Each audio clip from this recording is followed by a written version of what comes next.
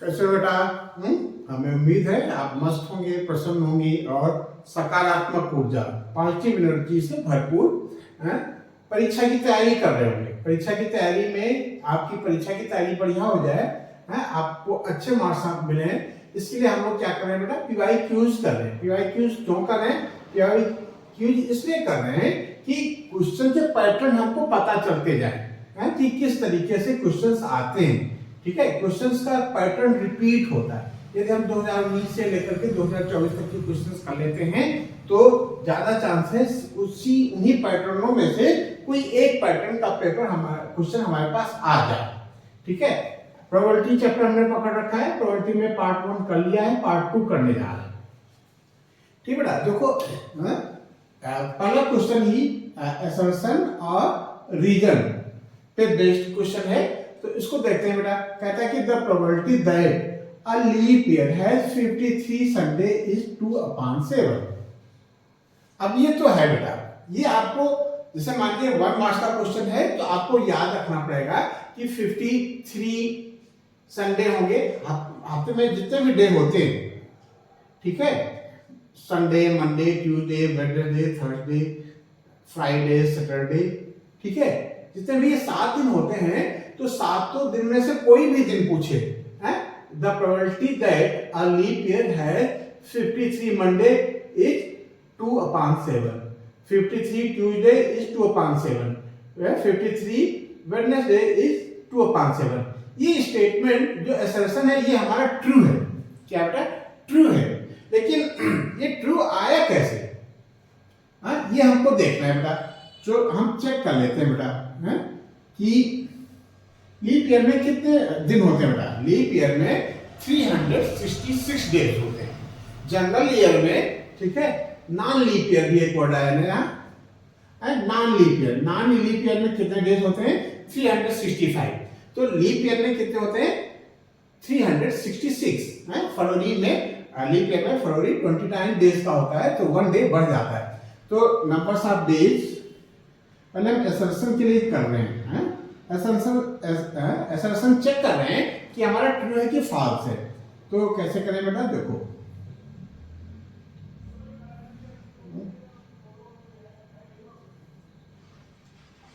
ठीक है, numbers of days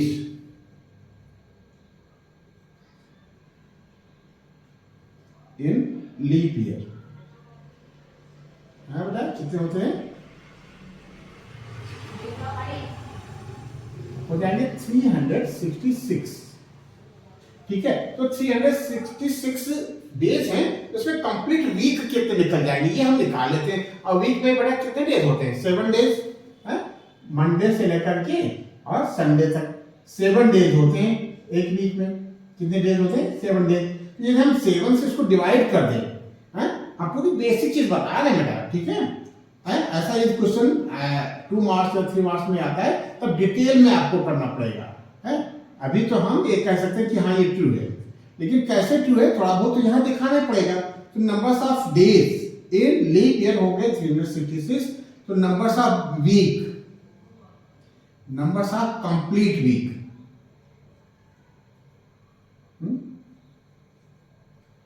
week कितने हो जाएंगे बेटा? 7 से इसको डिवाइड कर लो, 7 और 25 35, 1 36। ठीक है, 16 हो जाएगा, 7 दूनी 14। ठीक है, ये हो गया 52 वीक हो गया। तो कंप्लीट वीक कितने हो गए? 52। और रिमेनिंग डे हो गए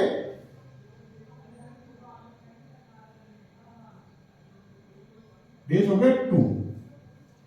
अब देखो, ठीक है, पूरा हम डिटेल बता रहे हैं बेटा। ठीक है, अभी हम ये बोल रहे हैं कि ये हमको 1 मार्क्स देके जाएगा, हम ये पूरा डिटेल में समझ रहे हैं कि है क्या। ठीक है, ये अक्सर क्वेश्चंस आते हैं, तो इसमें हम समझ रहे हैं कि कैसे हम इसमें निकालते हैं कि नंबर्स ऑफ संडे कैसे 2/7 आया। तो क्या हो गया बेटा? 52 तो कंप्लीट वीक हो गए और 2 डेज बच रहे हैं। अब 2 डेज का पेयर ऐसे हो सकता है बेटा, क्या हो सकता है? संडे और मंडे बच जाए।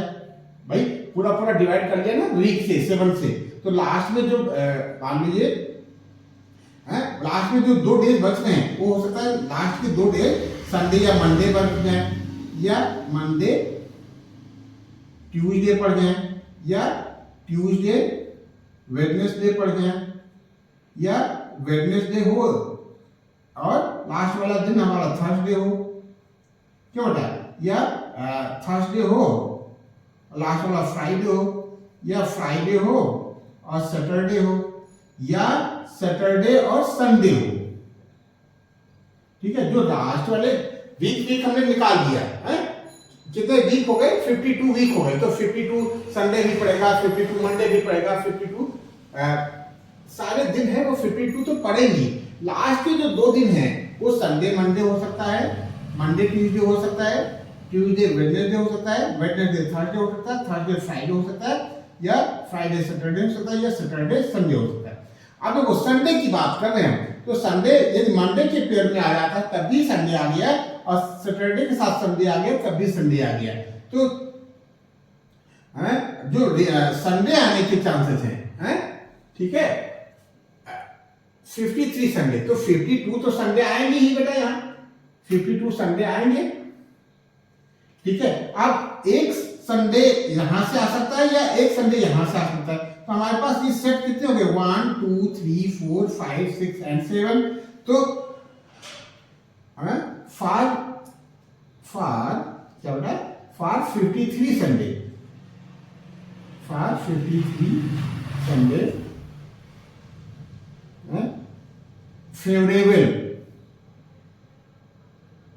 Favourable outcome upon total outcome, इससे यदि हम निकालते हैं टोटल आउटकम्स तो हमारा हो जाएगा फेवर में कितना है, संडे मंडे आ गया तब फेवर में है, या सैटरडे संडे आ गया तभी फेवर में, ये 2 आ गया, और टोटल आउटकम कितने होगा 7। ठीक है, ये पेयर बन सकता है, ये पेयर बन सकता है, ये पेयर बन सकता है, ये पेयर बन सकता है, या इसमें से कोई एक पेयर बन सकता है, सिंपल स्पेस ये हो गया 7, तो 2/7। ठीक है, तो 52 तो यहां से बन जाएगा, एक संडे और मिलता है, उसके चांसेस कितने हैं, 2 चांसेस है फेवर में, एक यहां से बन सकता है, क्या संडे और मंडे बन जाए, या सैटरडे और संडे बन जाए, तो 2/7 आ गया, तो असर्शन हमारा ट्रू हो गया है, 2/7 दे रखा, तो असर्शन हमारा ट्रू हो गया, ट्रू हो गया, वेरी गुड, या यहां लिख लो ट्रू।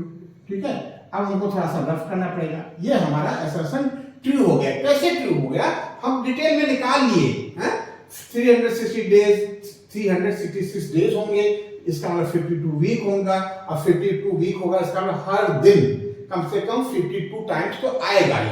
उसके बाद जो रिमेनिंग 2 दिन बच रहे हैं, ठीक है, 52 के बाद रिमेनिंग जो 2 दिन बच रहे हैं, ठीक है, वो क्या हो सकते हैं, वो तो या हो सकता है, या ये हो सकता है, या ये हो सकता है, या ये हो सकता है, या ये हो सकता है, या ये हो सकता है, या ये हो सकता है। तो इसमें फेवर में कितने हो गए, फेवर में 52 तो वहां मिल गया, एक संडे इसमें से आ जाए, इसमें से आ जाए या इसमें से आ जाए तब भी हमारे फेवर में, तो ये 2 हो गया है, और अपॉन 7 टोटल, सिंपल इसका 7 है तो 2/7 हो गया। तो इस तरीके से ये हमारा असर्शन तो हमारा ट्रू हो गया बेटा, हमने यहां लिख लिया ट्रू। अब रीजन की बात करें, ठीक है, ये हमने डिटेल सॉल्व कर लिया, ये आप लिख लेना बेटा, लास्ट में लिख देना 10 असर्शन ट्रू, थोड़ा सा लिखना चाहिए, ऐसी प्रैक्टिस करो कि बढ़िया से आप लिखो। ठीक है, अब फॉर रीजन,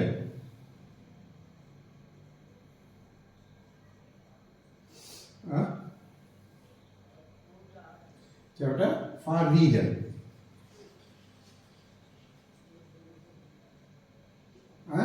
क्या कहता है कि the probability that non leap year has 53 Sunday. अब देखो वही पुरानी बात है, in non leap year,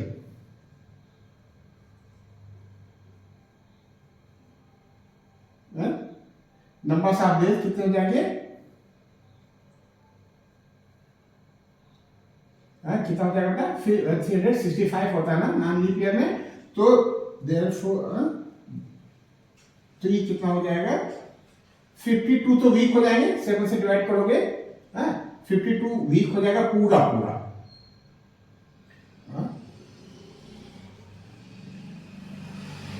365 upon 5 करते हो तो कंप्लीट वीक कितना जाएंगे 7 करते ना बेटा 7 से एक वीक में 7 डेज होते हैं तो ये हो जाएगा 7 25 35 एक 36 7 दूनी 14 ये 52 तो कंप्लीट वीक हो गए कितने वीक हो गए कंप्लीट वीक हो गए और 52 वीक हो गया प्लस 1 डे बचा है अब फिर वही बात पुरानी तो ये 53 कह रहा है कि 53 संडे आ जाए तो 52 तो संडे आएंगे ही आएंगे और ये 1 डे और बच रहा है ये 1 डे जो बच रहा है वो क्या हो सकता है संडे हो सकता है मंडे हो सकता है ट्यूसडे हो सकता है वेडनेसडे हो सकता है फिर थर्सडे हो सकता है फिर फ्राइडे हो सकता है फिर सैटरडे हो सकता है ये 7 दिनों में से कोई एक दिन हो सकता है तो टोटल आउटसम कितने हो जाएंगे 7 और फिर में कितना एक ही संडे है तो 1/7 तो 52 तो आएंगे 1 डे और आ जाए वो संडे हो उसके चांसेस 1/7 है तो ये तो कितना हो गया जो रीजन है वो गलत है the probability that non leap year है 53 Sunday is 1/7 in non leap year Sunday 53 Sunday is probability the probability in non-leap year 53 Sunday is कितना बड़ा 1/7 तो रीजन हमारा क्या हो गया फॉल्स हो गया ठीक है ये याद रखना थोड़ा सा दिमाग में रखना बेटा यदि हमारे पास समय है तो हम डिटेल में बना करके करेंगे यदि नहीं समय है तो हम ये याद रखेंगे कि जो लीप ईयर है उसमें कोई भी दिन चुनेंगे तो 2 उसकी प्रोबेबिलिटी मतलब 53 टाइम्स आने की 2/7 होगी कोई भी हो सकता है पैटर्न हमको याद करना है the probability that a leap year has 53 Sunday is 2/7 या 53 मंडे is 2/7 या 53 सैटरडे is 2/7 कब लीप ईयर और नॉन लीप ईयर में कोई भी डे हो वो आता है 1/7 तो अब देखो अब जो ऑप्शन ए होता है उसमें दोनों ट्रू होते हैं तो ये तो हमारा बनेगा नहीं आप जो बी पार्ट होता है इसमें भी दोनों ट्रू होते हैं ये भी हमारा नहीं बनेगा इसमें देखते हैं हाँ ये है सी assertion A is true but region R is false है ये 1/7 आएगी प्रोबेबिलिटी तो ये रीजन आर हमारा फॉल्स हो गया तो ऑप्शन हमारा हो गया 9 का आंसर हो गया सी यही आंसर लिख देंगे बेटा तो इस तरीके से ये assertion और रीजन में किससे related numbers are based in leap year और नॉन लीप ईयर से किस किस पैटर्न के क्वेश्चन बन सकते हैं ये हमने कर लिया तो देखना अभी एक आध क्वेश्चन और मिलेगा हमको करने को वो भी हम लोग कर लेंगे वेरी गुड तो कैसे किया हमने एक असर्शन एंड रीजन बेस पे क्वेश्चन कर लिया और वो उसका कॉन्सेप्ट क्या था लीप ईयर और नॉन लीप ईयर पे नंबर्स ऑफ डेज की प्रोबेबिलिटी निकालनी थी ठीक है किसी पर्टिकुलर डेज का प्रोबेबिलिटी निकालना था वो 53 टाइम्स आएगा उसकी प्रोबेबिलिटी क्या है ठीक है तो अच्छा ये प्रोबेबिलिटी आसान चैप्टर है बेटा ठीक है लेकिन तभी चलो हम लोग करते हैं प्रैक्टिस ठीक है प्रैक्टिस करना जरूरी है प्रैक्टिस नहीं करोगे तो ये लगेगा भाई क्या करें इसमें कौन सा अच्छा एक बात और बताएं जो ऑप्शनल क्वेश्चंस हैं उन पे फुल कॉन्फिडेंस होना चाहिए है क्यों होना चाहिए जिसमें गलत होने के चांसेस हैं आपने सोचा कि हम राहुल से पूछ लेंगे राहुल ने सोचा हम आपसे पूछ लेंगे ना आपने पढ़ाई की ना राहुल ने पढ़ाई की तो दोनों के चक्कर में गलत हो गया तो इस तरीके से नहीं करना है हमको खुद अपना कमाया हुआ होना चाहिए बेटा ठीक है क्या कह रहा है बेटा ये कह रहा है कि 2 डाइस आर थ्रोन टुगेदर एक साथ 2 डाइस फेंकी गई of getting the difference of number अब चाहो तो सैंपल स्पेस पूरा बना लो ठीक है? क्या क्या हो सकता है बेटा? 1 हो सकता है, 2 हो सकता है, 3 हो सकता है, 4 हो सकता है, 5 हो सकता है, 6 हो सकता है एक डाई पे। और दूसरे डाई पे भी 1 हो सकता है, 2 हो सकता है, 3 हो सकता है, 4 हो सकता है, 5 हो सकता है, 6 हो सकता है। तो एक सिचुएशन आई कि पहले दोनों डाई पे 1 आ गया, या पहली डाई पे 1 आ गया टॉप सरफेस, और दूसरी डाई पे 2 आ गया। पहली डाई पे 1, दूसरी डाई पे 3, पहली डाई पे 1, दूसरी डाई पे 4, पहली डाई पे 1, तीसरी डाई पे 5, पहली डाई पे 1 और दूसरी डाई पे 6। ठीक है? ऐसे ही हम क्या बना लेंगे बेटा? टोटल सैंपल स्पेस बना लेंगे और इसमें से रिक्वायर्ड हम सेलेक्ट कर लेंगे। ठीक है?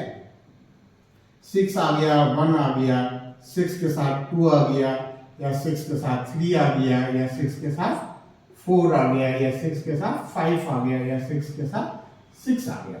अब देखो क्वेश्चन क्या कह रहा है? कहता है two dice are thrown together, the probability of getting the difference of number on their upper face is equal to 3. Difference, अब देखो डिफरेंस पूछ रहा है, difference of numbers on their upper face. तो अपर फेस पे बेटा ये 1 और 4 आया, पहले पे 1 आ गया, दूसरे पे 4 आ गया, तो क्या हो गया? डिफरेंस कितना आ गया बेटा? डिफरेंस हमारा 3 आ गया। ठीक है? और पहली टाइप पे मान लो 2 आ जाता है और दूसरी टाइप पे 5 आ जाता है, तब भी डिफरेंस हमारा 3 आएगा। पहली टाइप पे मान लो 3 आ जाता है और दूसरी टाइप पे 6 आ जाता है, तब भी डिफरेंस हमारा 3 का रहेगा। अब इसके उल्टे क्रम में कर लो बेटा। पहली टाइप पे 4 आ गया, दूसरी टाइप पे 1 आ गया, पहली टाइप पे 5 आ गया, दूसरी टाइप पे 2 आ गया, पहली टाइप पे 6 आ गया, दूसरी टाइप पे 3 आ गया। ऐसे सिचुएशन में हमारा डिफरेंस बेटा 3 होगा। ठीक है? तो फिर probability of event equal to क्या होता है? प्रोबेबिलिटी या numbers of favourable outcome upon numbers of total outcome. तो क्या पूछा है? The probability of getting the difference number on the upper face is equal 3 each. ठीक है? तो रिक्वायर्ड प्रोबेबिलिटी लिख लो, वो बड़ा स्टेटमेंट है। Required probability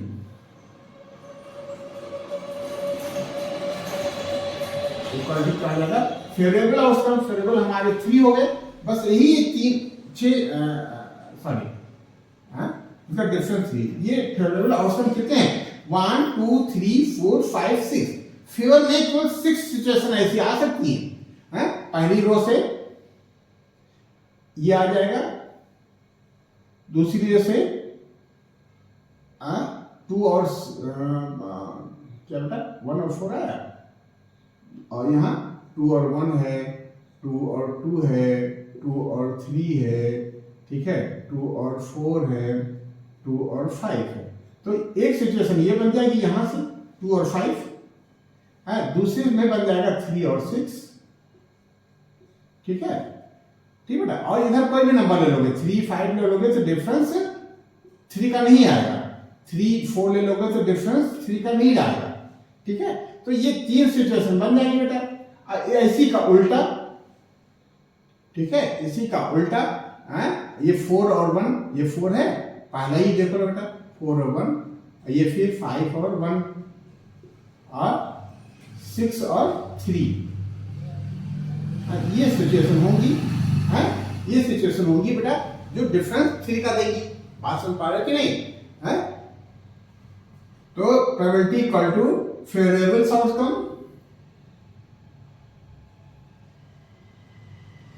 upon total outcome.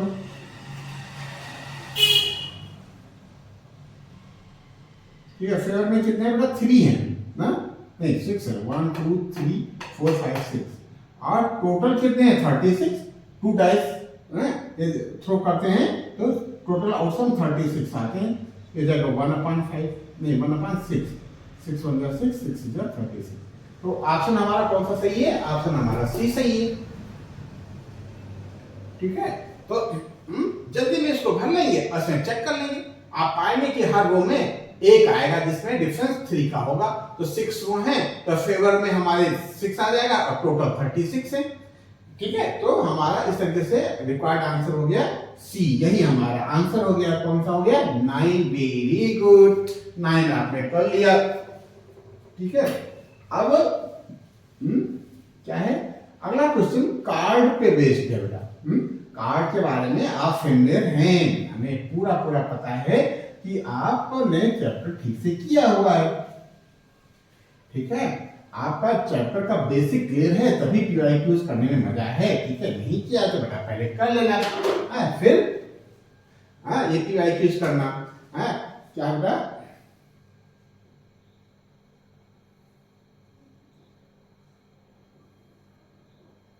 क्या कर रहा है? A card is drawn from well shuffled of 52 cards। ठीक है, 52 कार्ड हैं और उसमें से एक कार्ड खींचा गया है। The probability that the card drawn is not S। अब देखो, probability is not S, तो probability of S, probability of S क्या बेटा? एस ना हो, यही कारण है बेटा। तो प्रोबेबिलिटी ऑफ एस निकाल लेते हैं, पीई। तो एस कितने होते हैं बेटा? चार इक्का होते हैं ना बेटा। ठीक है, 4 एस होते हैं। और तो फेवर में कितना हो गया? 4। कितना बेटा? 4 और टोटल है 52। तो 4 से कट के आएगा ना, 4 1 जा 4 4 13 जा। ठीक है, आप probability of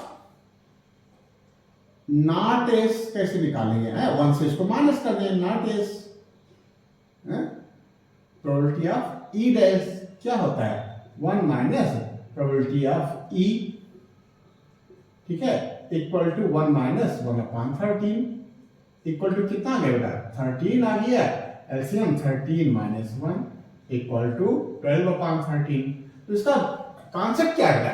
probability of event equal to 1 minus probability of E dash.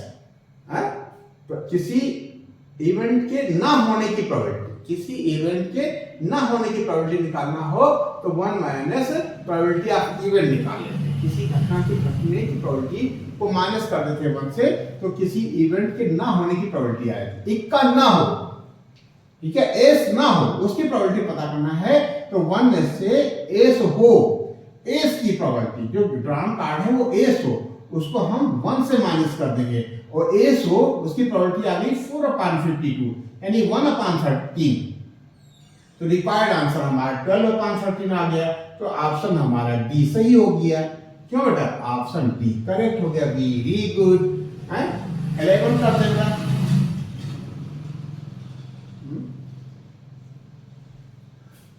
क्या कहता? अ bag contains 5 red and n green balls. Very good. तो अब बैग है ना, कितने बेटा? 5 रेड है, 5 रेड है और n ग्रीन है।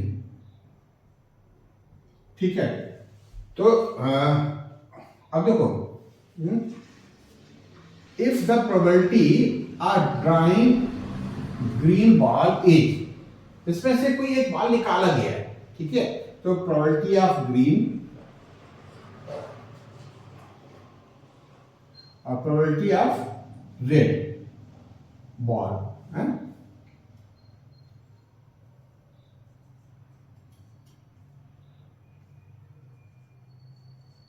में एक रिलेशन दे रखा है। क्या दे रखा है कि कहां है? And is 3 times probability of drawing green ball is 3 times that the red. Probability of green ये जो है ये 3 टाइम है, किसका 3 टाइम है? रेट का 3 टाइम है बेटा। बस ऐसे ही संबंध बनाना है? ये क्या बनाना है? एक रिलेशनशिप करना है, किसमें? प्रोबेबिलिटी ऑफ ग्रीन बॉल और प्रोबेबिलिटी ऑफ रेड बॉल। तो कैसे निकाला हमने, कैसे रिलेशन बनाया? कहता है कि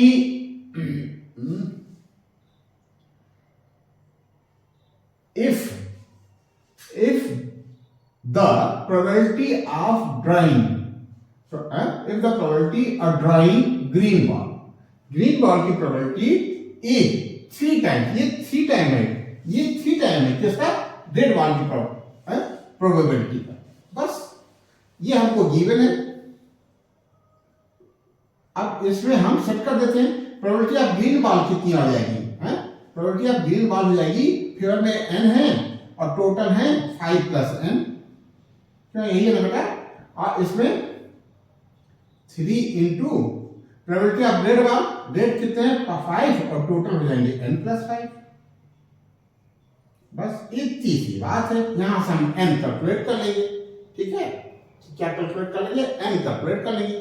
तो करते हैं बेटा, r n upon 5 plus n equal to 3 5 15 अपान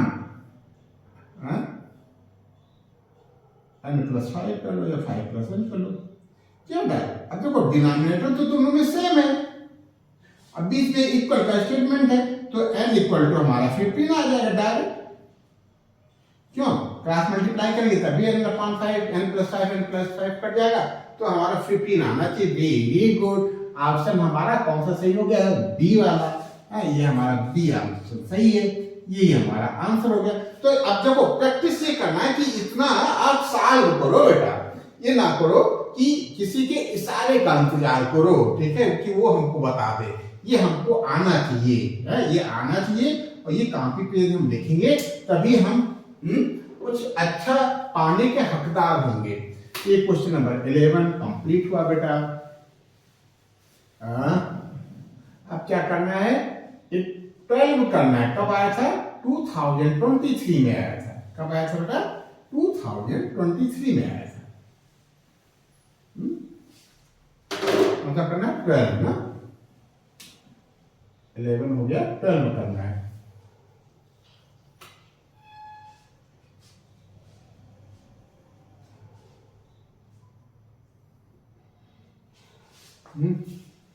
अब बैट करते हैं 4 डे, 3 ब्लू और 2 येलो बॉल्स, ठीक है?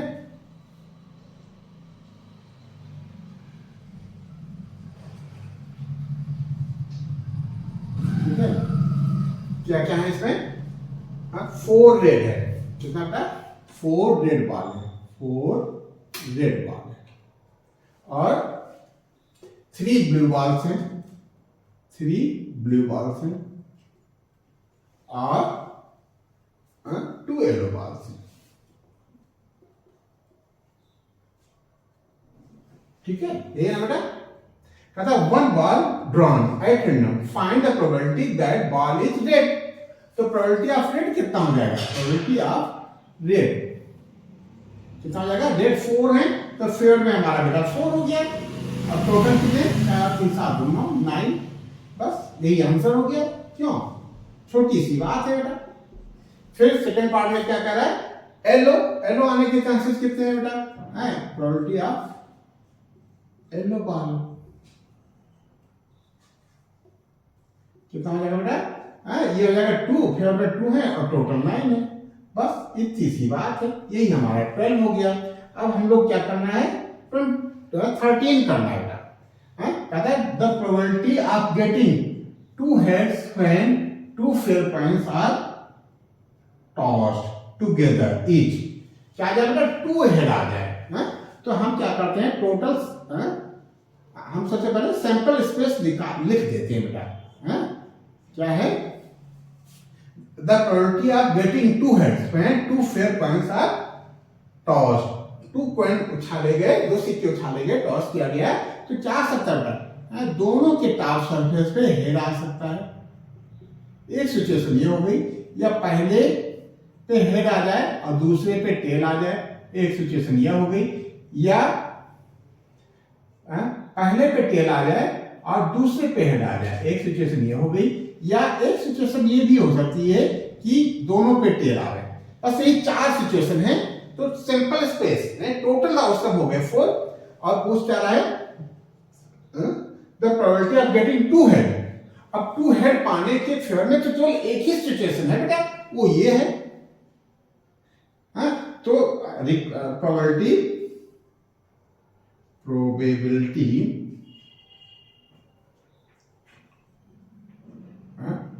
टू गेट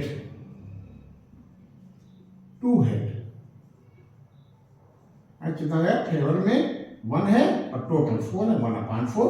ऑप्शनल क्वेश्चन है तो जरूर दिया होगा बेटा। ऑप्शन हमारा बी करेक्ट हो गया। अभी हम लोग छोटे छोटे क्वेश्चन कर रहे हैं, कोई बात नहीं, आगे थोड़ा बड़ा भी मिलेगा। ठीक है, तो ये क्वेश्चन नंबर 13 हो गया। 14 भी देखो, इसमें हम लोग डिस्कस तो कर ही चुके हैं कि कैसे क्या बनती है situation. The probability that a non leap year में 53 वेडनेसडे आवे या 53 फ्राइडे आवे या 53 क्या कुछ भी आवे, संडे आवे, तो कितना होता है, कौन सा है, non leap year. Non leap year में ऑप्शन क्या होता है, 1/7।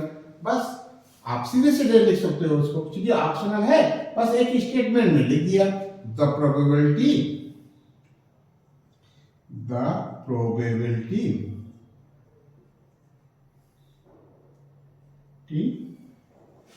क्या लिखा हुआ है, the probability of 53 Wednesday Wednesday in non leap year. In non leap year, non leap year में कितने दिन होते हैं, 365। तो कितना हो जाएगा, 1/7। लीप ईयर होता तो 2/7। ठीक है, लीप ईयर में कितने होते हैं, 366 डेज होते हैं, इसलिए वहां 2/7 हो जाता है, यहाँ 1/7 हो जाएगा। तो ऑप्शन हमारा कौन सा सही होगा, ऑप्शन हमारा ए वाला सही हो गया। Very good. तो ये आंसर 14 हो गया। ठीक है, अब हम लोग क्या करेंगे, क्वेश्चन नंबर 15 कर लेंगे। ठीक है, ये कब आया था, ये 14 आया था 2022 में, 2022 में। प्रोबेबिलिटी के क्वेश्चन आसान है ना भाई, लेकिन कॉन्सेप्ट क्लियर होना चाहिए। बहुत आसान हो लेकिन कॉन्सेप्ट ही नहीं क्लियर है तो नहीं कर पाओगे बेटा। ठीक है, अब आंसर 15 क्या बेटा, आंसर 15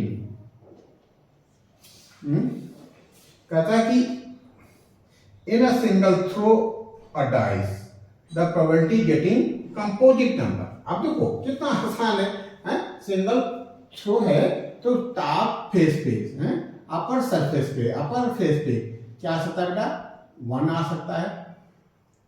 ठीक है, पूरा लिख लेने से चीजें क्लियर हो जाती, सिंपल स्पेस लिख लेने से चीजें क्लियर हो जाती। 1 आ सकता है, 2 आ सकता है, और क्या आ सकता है बेटा, 3 आ सकता है, और क्या आ सकता है, 4 आ सकता है, और क्या आ सकता है, 5 आ सकता है, और क्या आ सकता है, 6 आ सकता है। बस यही नंबर्स आएंगे टॉप सरफेस पे, इसमें से कोई एक नंबर हो सकता है। ठीक बेटा, क्या हो सकता है, कोई एक नंबर हो सकता है। कहता है कि the probability getting composite number, तो इन फेवर ऑफ, तो टोटल आउटकम कितना हो गया बेटा, 6। टोटल आउटकम कितने हो गए, 6। और in favour of composite number, composite कितने होता है, पहला कंपोजिट कौन सा है बेटा, 4 है, ना 1 कंपोजिट है, ना 2 कंपोजिट है, ना 3 कंपोजिट है। ठीक है, कंपोजिट क्या मतलब, जिसमें हम 2 से अधिक फैक्टर कर सकें, 1 के साथ 2 से अधिक फैक्टर। तो ये 1 हो सकता है, ये 1 हो सकता है, ये 1 हो सकता है, लेकिन ये 1 भी हो सकता है। ये कंपोजिट, पहला कंपोजिट हो गया ये, और दूसरा कंपोजिट हो गया ये, तो ये 2 हो गया। तो प्रोबेबिलिटी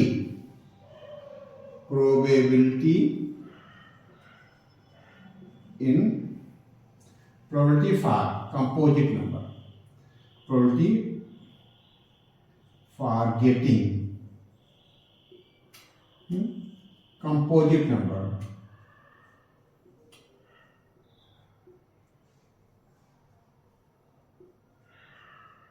कितना हो जाएगा बेटा 2/6, 2 1 जा 2, 2 3 जा 6, तो ये हो गया 1/3।